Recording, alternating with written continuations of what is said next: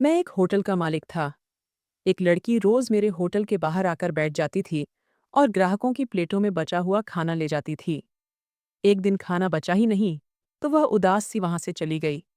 कुछ देर बाद मैंने देखा कि एक सब्जी वाला उस लड़की के साथ बदतमीजी कर रहा था। उसके हाथ में लड़की का दुपट्टा था और उसने लड़की को गिरेबान से पकड़ा हुआ था। उसकी कमीज भी फट गई थी। ये सब देखकर मुझे बहुत शर्म आई। मैं तुरंत वहां पहुंचा। सब्जी वाला कहने लगा कि इसने उसके ठेले से सब्जी चुराई है। मैंने जैसे तैसे मामला शांत कराया, लेकिन वह लड़की रोते हुए वहां से चली गई। मैंने उसका पीछा किया और जो देखा उससे मेरी रूह कांप गई। वह लड़की फिर मेरे सामने थी, हाथ में एक थैला ली खड़ी थी। मैं खुद ग्राहकों की बची हुई प्लेटों से खाना उठाकर उसके थैले में डाल रहा था। वह उस खाने को ऐसी नज़रों से देख रही थी जैसे उसमें उसकी पूरी जिंदगी बसी हो। मैंने कभी यह जानने की कोशिश नहीं की कि वह किन हालातों से गुजर रही है, ना ही यह जानने की कि उसके साथ क्या मुसीबतें हैं। अलबत्ता मैं उसकी थोड़ी बहुत मदद जरूर कर देता था। यह होटल मेरा साथी था। यहाँ 5-6 कर्मचारी काम करते थे। होटल बहुत बड़ा तो नहीं था, लेकिन आसपास के दफ्तरों के लोग दोपहर के वक्त यहीं आकर खाना खाते थे। उनके खाने से जो कुछ बचता मैं उस लड़की को दे देता और फिर वह खामोशी से चली जाती थी। अब तो मुझे उसे रोज देखने की आदत सी हो गई थी, क्योंकि वह सुबह से ही आ जाती थी। वह अक्सर मेरे होटल की सीढ़ियों के पास बैठी नजर आती थी और दोपहर के समय जब ग्राहक तेजी से होटल खाली करते तो वह खुद ब खुद अंदर चली आती। उसे यह मालूम था कि न मैं उसे तिरस्कार की नज़र से देखूंगा, ना ही उसका हाथ झटकूंगा और ना ही कोई बुरा भला कहूंगा, बल्कि मैं चुपचाप उसके थैले में खाना डाल देता।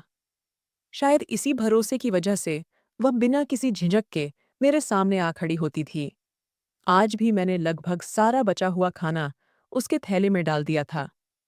उसने एक शुक्रिया भरी नज़र मुझ पर डाली और बिना कुछ कहे खामोशी से चली गई। उस 13 साल की बच्ची की आंखों में जो कृतज्ञता के आंसू थे, उन्होंने मुझे अंदर तक झकझोर दिया। वह बचा हुआ खाना लेकर जितनी आभारी थी, उसकी आंखों की चमक और आंसुओं में ऐसा भाव था जैसे मैंने उस पर कोई बहुत बड़ा एहसान कर दिया हो। जबकि मेरा भगवान मुझे हर रोज ताज़ा और बेहतरीन खाना खिलाता है, और फिर भी मैंने कभी उस तरह से उसका धन्यवाद नहीं किया था। उस बच्ची की आंखों की नमी ने मुझे शर्मिंदा कर दिया और उसी वक्त मैंने हाथ उठाकर अपने भगवान का धन्यवाद देना शुरू किया। उस 13 साल की बच्ची ने मुझे अपने भगवान का सच्चा एहसान मानने वाला बना दिया था। उस दिन के बाद से मैं उसका और भी इंतज़ार करने लगा, क्योंकि एहसान रखने की आदत मैंने उसी से सीखी थी। और जहाँ तक मेरा मानना है, मेरे होटल की तरक्की भी शायद उसी बच्ची के आने के बाद से ही शुरू हुई थी। पहले मेरा होटल बहुत कम चलता था और मुझे काफ़ी नुकसान उठाना पड़ता था। लेकिन जब से वह बच्ची मेरे होटल में आने लगी, तब से कारोबार में अचानक तेज़ी आ गई। मुझे उस बच्ची से एक खास लगाव हो गया था। मैंने अपने वेटर्स से भी कह दिया था कि अगर कभी मैं होटल में ना रहूं, तब भी उस बच्ची को खाली हाथ ना जाने दें। फिर वक्त यूं ही गुजरता रहा। वह रोज़ाना नियम से मेरे पास आती और मैं बिना कोई सवाल जवाब किए उसके शॉपिंग बैग में खाना भर देता। लेकिन फिर कोरोना का दौर आया, लॉकडाउन शुरू हो गया, हालात बिगड़ने लगे और मेरा होटल भी पूरी तरह ठप हो गया। दरअसल मेरा होटल आसपास के दफ्तरों में काम करने वालों के भरोसे चलता था। लॉकडाउन की वजह से सब अपने घरों से काम करने लगे थे। दफ्तर बंद थे, लोग बिना ज़रूरत के घर से बाहर नहीं निकल रहे थे और होटल का खाना लेना भी बंद कर दिया गया था। मेरे हालात बहुत बुरे हो गए थे और वो बच्ची जो हमेशा होटल के बाहर बैठती थी, वो भी बहुत परेशान रहने लगी, क्योंकि अब मैं पहले की तरह उसे खाना नहीं दे पा रहा था। फिर एक दिन ऐसा भी आया जब वह बच्ची अपने शॉपिंग बैग के साथ होटल में आई, लेकिन मेरे पास उसे देने के लिए कुछ भी नहीं था। उस दिन तो मैंने खाना बनवाया ही नहीं था, क्योंकि सुबह से एक भी ग्राहक नहीं आया था। मुझे पता चला था कि आसपास के सभी दफ्तर 2 हफ्तों के लिए पूरी तरह बंद कर दिए गए हैं। मैं और नुकसान नहीं झेल सकता था। इन हालात की वजह से मैं मानसिक रूप से इतना परेशान हो गया था कि समझ ही नहीं आ रहा था कि क्या करूं। कोई नहीं जानता था कि यह लॉकडाउन कितने समय का होगा या वे नियम कब तक लागू रहेंगे। इसलिए मैंने उस बच्ची से माफ़ी मांग ली। वह मासूम सी आंखों से मुझे देखती रही, बिना कुछ कहे ही मेरे होटल से निकल गई। मेरे पास इतना वक्त नहीं था कि मैं उसके बारे में और सोचता। उस वक्त मुझे अपने कर्मचारियों की भी चिंता थी, क्योंकि होटल बंद होने से वे भी बहुत परेशान थे। मैंने अपनी जेब में पड़े पैसों में से सब कर्मचारियों को कुछ 100 रुपये दिए और उन्हें इंस्ट्रक्शन दी कि मैं भी अब 2 हफ्ते तक होटल नहीं खोलूंगा। चिंता की इस घड़ी ने सभी के चेहरों पर परेशानी की लकीरें डाल दी थीं। हर कोई अपनी फिक्र में डूबा हुआ था। मुझे भी अपने कारोबार की बहुत चिंता थी। मैंने 2 हफ्तों के लिए होटल को पूरी तरह बंद करने का फैसला किया और फिर हर चीज़ को लॉक करके जब होटल से बाहर निकला तो मेरी आंखें खुद ब खुद नम हो गईं। कौन जानता था कि आगे क्या होने वाला है। मैंने एक बार अपने बंद होटल की ओर देखा और भगवान से प्रार्थना की कि सब कुछ जल्द ठीक हो जाए। इससे पहले कि मैं घर की ओर बढ़ता, एक अजीब सा शोर सुनाई दिया। लोगों की एक भीड़ जमा थी और शोर शराबा हो रहा था। मैं अपने आप ही उस तरफ बढ़ गया। जाकर देखा तो एक सब्जी वाला बहुत जोर जोर से चिल्ला रहा था। जब मैंने भीड़ हटाकर आगे देखा तो मेरे होश उड़ गए। वह सब्जी वाला उस बच्ची का गिरेबान पकड़कर खड़ा था और उसका दुपट्टा नीचे गिरा हुआ था। वह रो रही थी और सब्जी वाला उसके साथ बहुत बदतमीजी से पेश आ रहा था। यह देखकर मेरा दिल बहुत दुखी हुआ। मैं जानता था कि आज मैंने उस बच्ची को खाने के लिए कुछ नहीं दिया था। शायद वह सब्जी वाले से कुछ मांगने आई थी। मैंने आगे बढ़कर सब्जी वाले से कहा, यह क्या तरीका है? एक जवान बच्ची का गिरेबान पकड़ने की क्या जरूरत थी? वो कहने लगा, साहब, यह चोर है। ऐसी लड़कियों के साथ ऐसा ही होना चाहिए ताकि यह दोबारा चोरी करने की हिम्मत न करे। सब्जी वाले की बात सुनकर मैं हैरान रह गया, क्योंकि मैंने उस बच्ची को कभी किसी गलत हरकत में नहीं देखा था। मैंने उससे पूछा, क्या मामला है? तो वो रोते हुए बोली, मैंने इनसे थोड़ी सी सब्जी मांगी थी। इन्होंने मुझे सब्जी दे दी और बदले में मैंने पैसे भी दे दिए। लेकिन अब ये मुझे चोर कह रहे हैं। समझ नहीं आ रहा क्यों? सब्जी वाला बोला, इसने ढेर सारी सब्जी ली और सिर्फ 10 रुपये दिए। आप ही बताइए, 10 रुपये में क्या थैली भरकर सब्जी आती है? मैंने इसे रोकना चाहा और सब्जी वापस लेने की कोशिश की तो यह भागने लगी। इसलिए मैंने इसे पकड़ लिया। आज इसे ऐसा सबक सिखाऊंगा कि दोबारा किसी को बेवकूफ ना बनाए। बच्ची शर्म से सिर झुकाए खड़ी थी। आंखों से आंसू बह रहे थे। मैंने जमीन पर पड़ा उसका दुपट्टा उठाया, उसे दिया और सब्जी वाले से कहा, इसे जाने दो, इसके पैसे मैं चुका देता हूँ। लड़की ने मुझे एहसान भरी नजरों से देखा और फिर चुपचाप अपने रास्ते चली गई। मैंने सब्जी वाले को पैसे दिए तो वहां इकट्ठी भीड़ भी धीरे धीरे हट गई। मैं हैरान था कि इतनी बड़ी भीड़ में किसी ने उस बच्ची की तरफदारी क्यों नहीं की। क्यों किसी ने यह नहीं देखा कि एक आदमी एक बच्ची के गिरेबान पर हाथ डाले खड़ा था। वह बच्ची 100 लोगों की भीड़ में भी बिल्कुल अकेली और बेबस थी। सब्जी वाले को पैसे मिलते ही वह चुपचाप चला गया और मैं जो घर जाने वाला था, न जाने क्यों उस बच्ची के पीछे पीछे चल पड़ा। मैं सोच रहा था, लॉकडाउन में हम जैसे पढ़े लिखे लोगों की हालत जब इतनी खराब हो चुकी है, तो फिर वो बच्ची तो पहले से ही किसी बुरे हालात में थी। न जाने कहाँ रहती थी, उसका क्या हाल था। बस दिल ने चाहा कि उसे जानूं, इसलिए उसके पीछे चल पड़ा। उस बड़े से इलाके के पीछे एक झुग्गी बस्ती थी। वह बच्ची तेजी से उस बस्ती में दाखिल हुई और एक छोटी सी झोपड़ी में चली गई। मैं कुछ देर तक बाहर खड़ा रहा, फिर किसी सोच के तहत झोपड़ी का पर्दा हटाया। अंदर का मंजर देखकर मेरे होश उड़ गए। चारपाई पर एक बूढ़ा आदमी लेटा हुआ था और वह बच्ची जल्दी जल्दी उस सब्जी से कुछ पकाने की कोशिश कर रही थी। झोपड़ी के अंदर बस वहीं 2 लोग थे, लेकिन वह बच्ची बहुत सारा खाना तैयार कर रही थी और मुझसे भी वह हमेशा ज्यादा खाना ही ले जाया करती थी। 2 लोगों के हिसाब से वह खाना बहुत ज्यादा था। मैंने धीरे से उसे आवाज दी तो वह एकदम चौंक गई और मुझे देखकर डर गई। वह कहने लगी, साहब, मैंने चोरी नहीं की थी। उस सब्जी वाले को मैंने 10 रुपये दिए थे, क्योंकि मेरे पास बस उतने ही पैसे थे। मैं मुस्कुराकर बोला, मैं अंदर आना चाहता हूँ। उसने मुझे अंदर बुला लिया। मैं उस बूढ़े आदमी के पास जाकर बैठा तो वह बताने लगी, ये मेरे बाबा हैं। पहले ये नौकरी करके घर चलाते थे, मगर एक एक्सीडेंट में इनकी कमर में ऐसी चोट लगी कि अब ये बिस्तर से उठ भी नहीं सकते और इसी वजह से मैं कोई काम नहीं कर सकती, क्योंकि मैं ज़्यादा देर तक घर से बाहर नहीं रह सकती। मैंने झोपड़ी पर एक नज़र डाली, जहाँ ज़िंदगी की ज़रूरत का सामान तक मौजूद नहीं था। फिर मैंने उस बच्ची से पूछा, तुम इतना सारा खाना क्यों बना रही हो? और जो बात उसने बताई, वो सुनकर तो मेरे पैरों तले ज़मीन खिसक गई।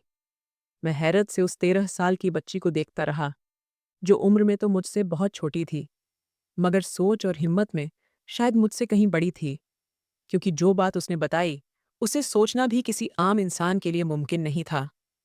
कई देर तक मैं उसे देखता रहा।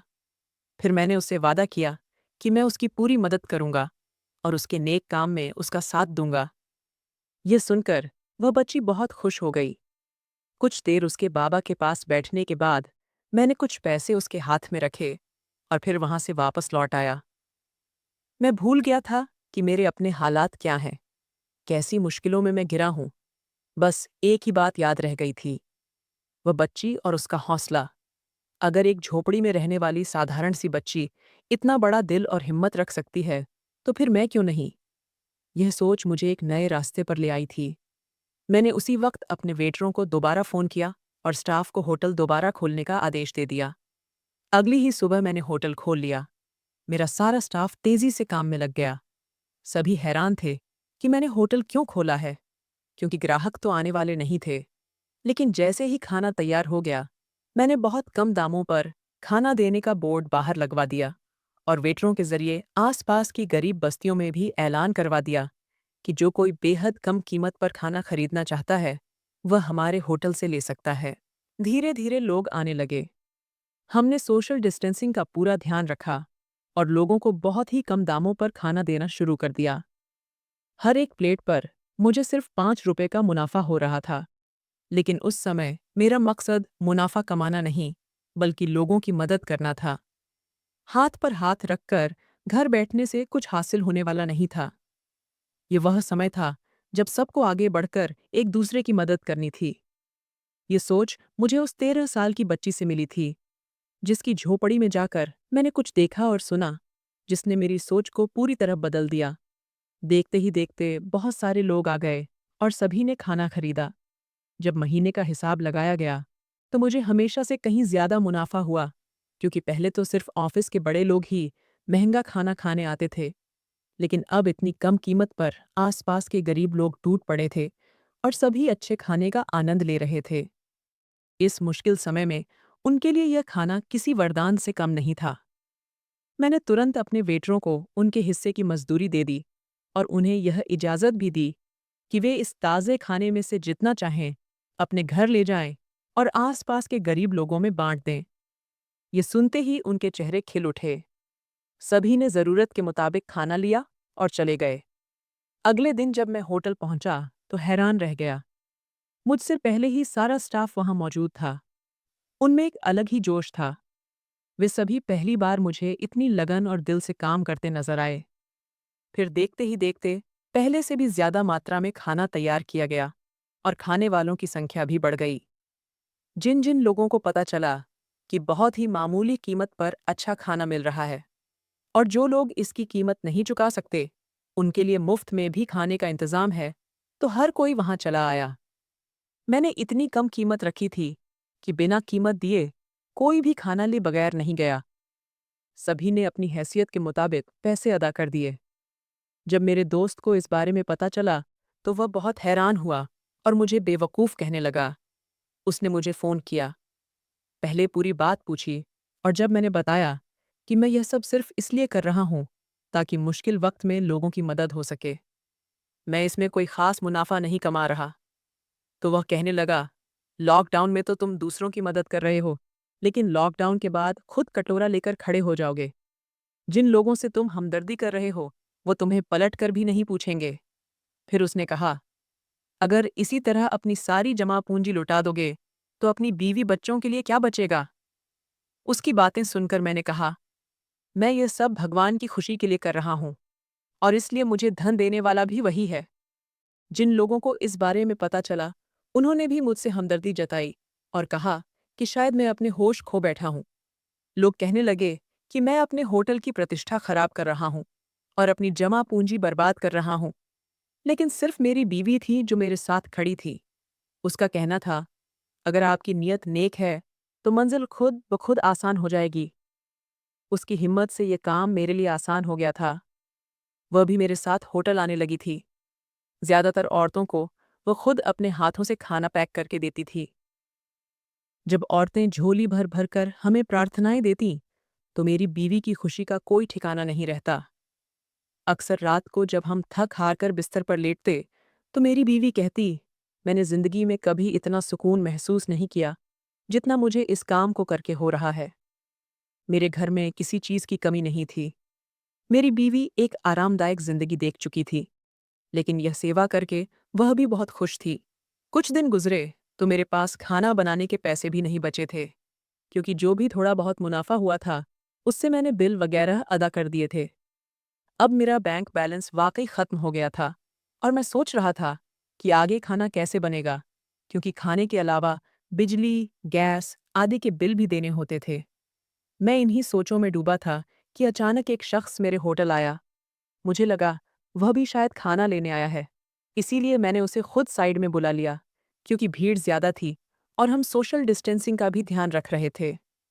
मैंने उससे कहा, आप मुझे बता दीजिए कि आपको क्या चाहिए, मैं उसे दे देता हूँ। तो उसने मेरी तरफ एक चेक बढ़ाया और कहने लगा, मैं यह देने आया था। और यह देखकर मेरे होश उड़ गए कि उसके हाथ में 50 लाख रुपए का चेक था। वह कहने लगा, मैं पिछले कई दिनों से आपको यह नेक काम करते देख रहा हूँ।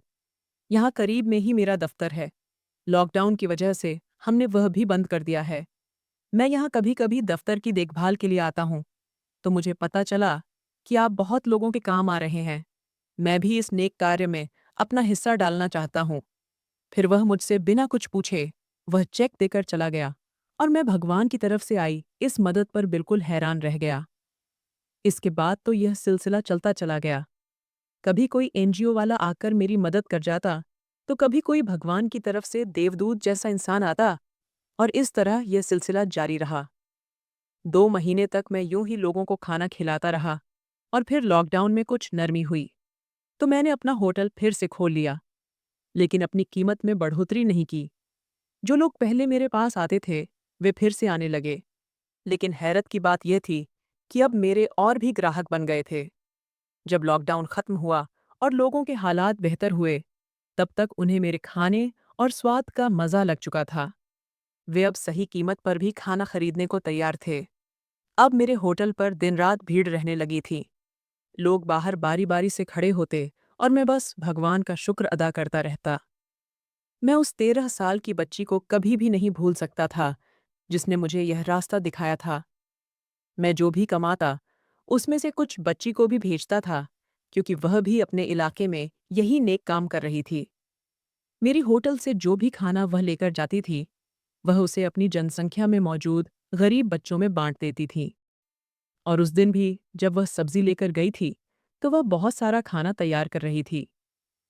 मैंने हैरान होकर पूछा, तुम्हारे घर में तो सिर्फ तुम और तुम्हारे बाबा हैं, फिर यह इतनी सारी सब्जियां क्यों पका रही हो? तो वह कहने लगी, पास पड़ोस के लोग कई दिन से भूखे हैं। खासकर लॉकडाउन के बाद से तो सभी के घर के चूल्हे बुझ गए हैं, इसीलिए मैं अकेले कैसे खा सकती हूँ। भगवान का हुक्म है कि पड़ोसियों के भी बहुत से हक होते हैं। पास पड़ोस के लोगों का ख्याल रखना हमारा फर्ज है। यही वजह है कि मैं जो भी थोड़ा बहुत पकाती हूँ उसमें से सबको बांट देती हूँ। अगर मैं सब कुछ अकेले ही खा जाऊंगी तो भगवान को क्या जवाब दूंगी, जब मेरा पड़ोसी भूखा था और मैं पेट भरकर सो गई थी। आज जितनी भी सब्जी मुझे मिली है वह भी भगवान की कृपा से मिली है, इसलिए मैं उसे भी पास पड़ोस में बांट कर ही खाऊंगी, ताकि कोई भूखा न सोए। बच्ची की बात सुनकर मैं कांप उठा। आज तक मैंने कभी इस तरह नहीं सोचा था जैसी सोच उस बच्ची की थी। फिर मेरी आंखों के सामने ही उस बच्ची ने ढेर सारा खाना तैयार किया। वह कोई खास खाना नहीं था, बस उबली हुई सब्जियां थीं। लेकिन जैसे ही खाना तैयार हुआ उसने आवाज लगाई और पास पड़ोस के बहुत सारे बच्चे प्लेट लेकर आ गए। उस बच्ची ने सबको थोड़ा थोड़ा सब्जी बांट दी। वे सब उसका धन्यवाद देते हुए चले गए और उस बच्ची की आंखों में बड़ा सुकून था। ये देखकर मैं हैरान रह गया कि एक 13 साल की बच्ची, जिसका पिता अपहिज होकर बिस्तर पर पड़ा है, जिसके घर के हालात बहुत खराब हैं, वह ऐसे समय में भी दूसरों का ख्याल रख रही है। उसे पड़ोसियों के हक याद हैं, उसे दूसरों की भूख की फिक्र है। और एक मैं था, जिसकी जेब अभी भी खाली नहीं हुई थी। बैंक में पैसे थे, घर में सभी सुविधाएं थीं, बीवी बच्चों को किसी चीज की कमी नहीं थी। फिर भी मेरी सोच वैसी क्यों नहीं थी? मेरे पास सब कुछ था, फिर भी मुझे आने वाले कल की चिंता थी। जबकि वह बच्ची खाली हाथ थी, फिर भी उसने अपने कल की नहीं, बल्कि दूसरों के आज की चिंता की। अगर समाज में बदलाव लाना है, तो सबसे पहले अपनी सोच बदलनी होगी। ये मुझे उस बच्ची ने सिखाया। उसी दिन मैंने फैसला किया कि इस मुश्किल समय में मैं भी उस बच्ची की तरह पास पड़ोस और गरीब बस्तियों का ख्याल रखूंगा। मेरे जरा से ख्याल ने ना केवल उनके घरों में रोजी पहुंचाई, बल्कि मेरे अपने रोजी में भी ऐसी बढ़ोतरी हुई कि आज लॉकडाउन खत्म हुए 4 साल हो गए हैं। लेकिन एक भी दिन ऐसा नहीं गया जब मेरे होटल में ग्राहकों की भीड़ ना रही हो, या जब मैंने पहले से ज्यादा मुनाफा ना कमाया हो। मैं यह समझ गया हूं कि अगर इंसान सच्ची नीयत से अपना सब कुछ भगवान की राह में खर्च करे, तो भगवान अपने अदृश्य खजानों से उसे इस कदर कृपा करता है कि वह खुद हैरान रह जाता है। आज जब मैं पीछे मुड़कर देखता हूं, तो हैरान होता हूं कि जिस दिन मैंने अपना होटल बंद किया था, मेरे बैंक में सिर्फ RS80 थे, और आज मेरे पास लगभग RS80 लाख हैं। मैं इस पैसे को गरीबों की भलाई और भत्ते के लिए इस्तेमाल कर रहा हूं, क्योंकि मुझे यकीन है कि जब मैं यह RS80 लाख खर्च कर दूंगा, तो भगवान मुझे इससे भी 10 गुना ज्यादा देता करेगा। ये बात भगवान पर यकीन और ईमान की है। ये बात अपने फर्ज निभाने और भगवान के हुक्म पर चलने की है। आप भी एक बार भगवान के हुक्म पर चल के देखिए, पड़ोसियों का ख्याल रखिए, फिर देखिएगा कि भगवान अपने अदृश्य खजानों से कैसे कृपा करता है। इस कहानी का मुख्य नीति संदेश ये है कि सच्ची नीयत से दूसरों की मदद करने वाला इंसान कभी खाली हाथ नहीं रहता। जब हम बिना स्वार्थ के दूसरों का ख्याल रखते हैं, तो ईश्वर हमें अपने अदृश्य खजानों से इतना देता है कि हम खुद हैरान रह जाते हैं। बदलाव की शुरुआत खुद से करनी होती है।